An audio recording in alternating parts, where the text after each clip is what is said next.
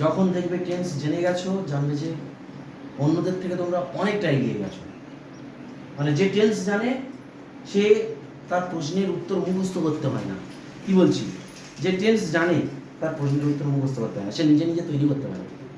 যে টেন্স জানে, মনে করো একটা প্যারাগ্রাফ পড়েছে অজানা, প্যারাগ্রাফ পড়েছে অজানা, তুমি যদি টেন্স জানো তুমি নিজে নিজে বাক্য তৈরি করতে পারবে। তাহলে দেখো, তোমাদের যদি বাংলাতে, মনে করো তোমাদের একটা বাংলাতে রচনা পড়েছে, আমি বাংলার কথা বলছি, আমাদের মাতৃভাষা বাংলা তো, তা আমাদের যদি বাংলাতে যদি কোনো রচনা পড়ে, মনে করো অজানা, তাহলে তোমরা দু চার লাইন লিখতে পারবে নাকি?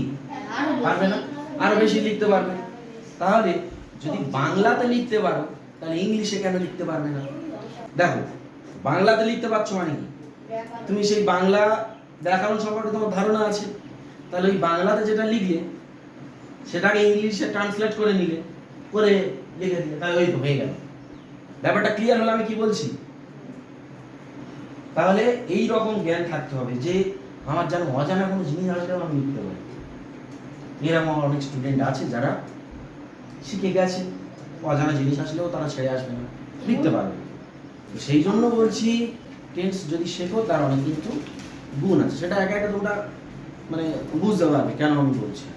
ঠিক আছে?